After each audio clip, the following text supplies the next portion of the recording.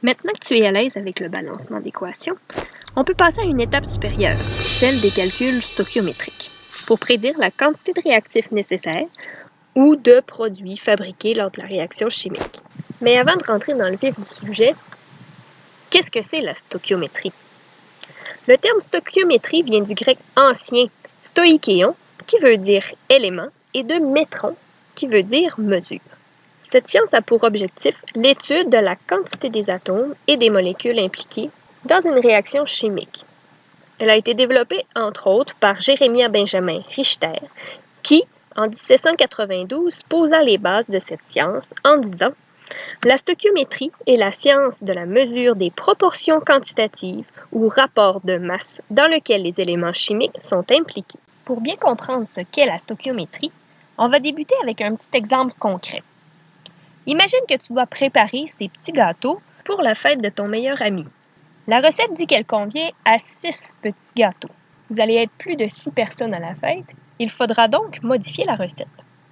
On va voir ensemble que la stoichiométrie a beaucoup de points communs avec le fait d'augmenter dans les bonnes proportions les ingrédients de notre recette pour faire le bon nombre de gâteaux afin de satisfaire tout le monde présent à la fête. Débutons par regarder la recette de nos petits gâteaux. Pour faire 6 petits gâteaux, on a besoin de 2 tasses de farine, 1 tasse de sucre, 1 tasse de beurre et 5 œufs. Commençons avec un premier exemple assez simple. Si vous êtes 12 convives à la fête, combien de tasses de farine seront nécessaires pour fabriquer tes petits gâteaux? Facile, me diras-tu. Il suffit de doubler la recette, donc 4 tasses de farine seront nécessaires. Analysons ensemble le processus qui t'a amené à rapidement trouver la réponse. Qu'est-ce que tu t'es dit en entendant la question?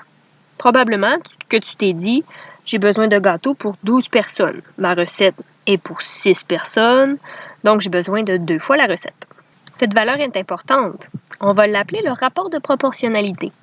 Tu l'as construit d'instinct en divisant le nombre de gâteaux voulus par rapport au nombre de gâteaux de base dans notre recette, ce qui nous donne, si on généralise, la quantité finale sur la quantité initiale, donc 12 sur 6 qui est égal à 2. À partir de ce rapport, il suffit de multiplier chaque ingrédient par 2 pour avoir la quantité. Ici, comme on cherchait la farine, on avait 2 tasses de farine dans notre recette initiale. Multiplié par 2, on aura donc besoin de 4 tasses de farine. Supposons qu'on a 15 convives à la fête. J'aurai besoin de combien d'œufs pour faire 15 cupcakes? Je fais mon rapport de proportionnalité, comme tout à l'heure, donc quantité finale sur quantité initiale. Ici, 15 convives sur 6 dans ma recette de base, qui me donne un rapport de proportionnalité de 2,5. On fait donc 5 œufs multipliés par 2,5, qui nous donne 12,5 œufs. Avec le troisième exemple, on va voir qu'on peut aller aussi dans l'autre sens. Donc, sachant que tu as seulement une demi-tasse de sucre, tu peux faire combien de petits gâteaux? La façon de résoudre le problème est exactement la même. On commence par faire notre rapport de proportionnalité, donc ma quantité finale sur ma quantité initiale. Quelle donnée j'ai dans mon problème? C'est ce qui fait office de quantité finale. Donc ici, c'est une demi-tasse de sucre. Et qu'est-ce que j'ai dans ma recette initiale? C'est une tasse de sucre, donc une demi sur 1, ce qui me donne une demi comme rapport de proportionnalité.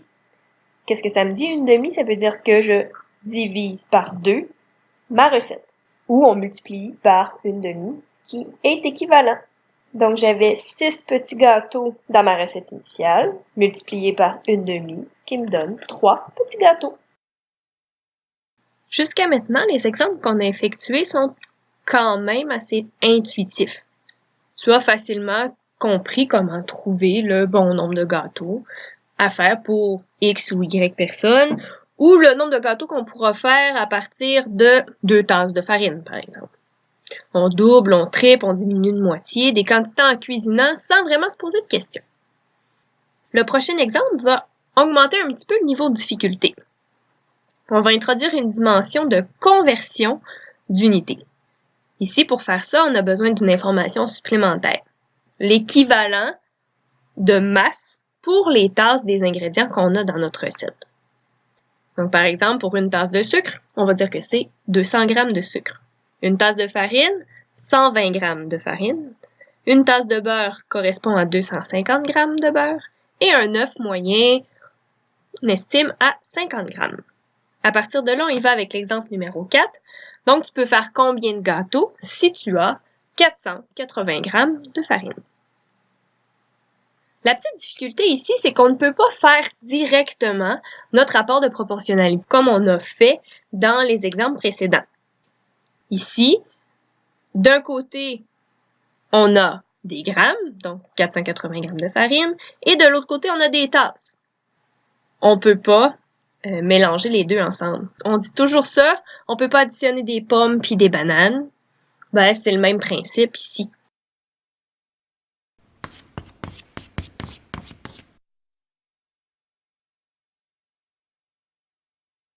Pour pouvoir faire notre rapport de proportionnalité, ça nous prend donc les mêmes unités.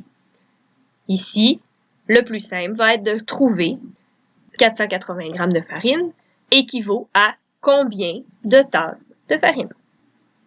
Ensuite, on va avoir des tasses de farine en haut et en bas. On va être correct pour faire notre rapport de proportionnalité. Comment on va faire pour le trouver? On va utiliser le fameux produit croisé qu'on utilise régulièrement. Donc, une tasse de farine correspond à 120 g. Combien de tasses de farine va équivaloir à 480 g? Ici, un petit rappel, lorsqu'on utilise les produits croisés, tu dois toujours réécrire le calcul que tu effectues pour montrer que tu comprends bien les mathématiques derrière le fameux produit croisé. On a l'habitude de faire nos flèches, mais on devrait prendre aussi l'habitude d'écrire également le calcul qui va en résulter, soit le nombre de tasses de farine à la fin va correspondre à une tasse de farine multipliée par 480 g divisé par 120 g. Ainsi, on peut trouver que le nombre de tasses de farine est 4. Une fois qu'on a obtenu notre nombre de tasses, on peut faire comme dans les autres exemples, notre rapport de proportionnalité. Ici, c'est 4 tasses pour 2 tasses dans notre recette initiale. On a donc un rapport de 2. On double la recette. Si je double ma recette, j'avais 6 petits gâteaux. Je vais avoir donc 12 petits gâteaux avec 480 g de farine. On va enchaîner avec l'exemple numéro 5.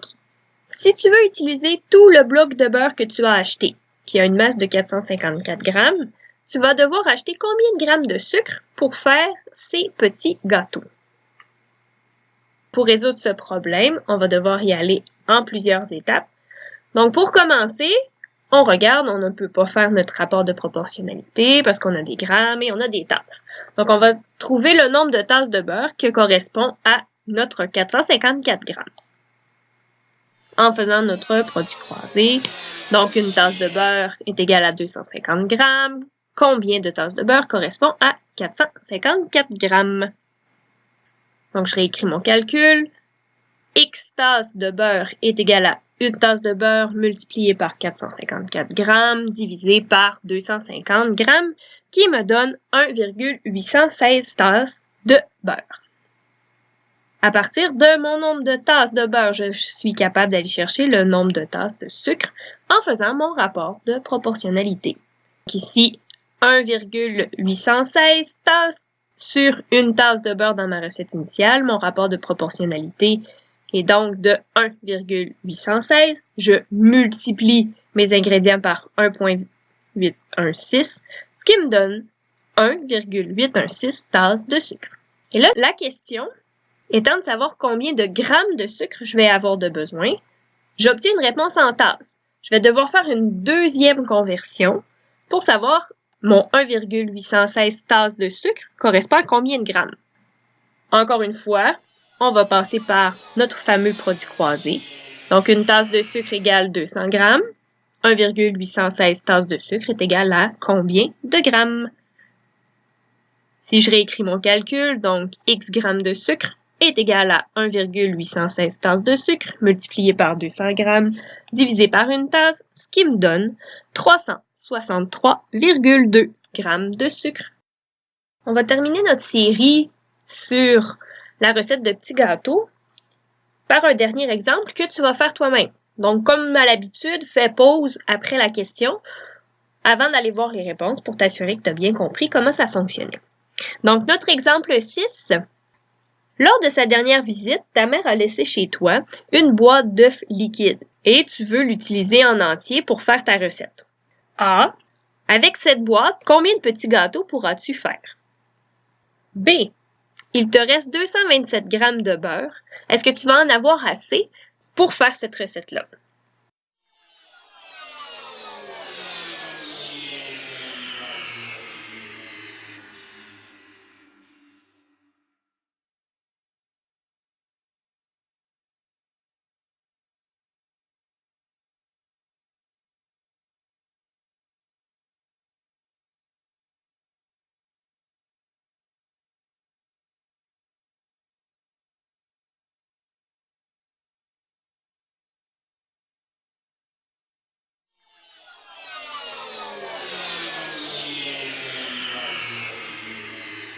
On a terminé notre introduction à la stoichiométrie.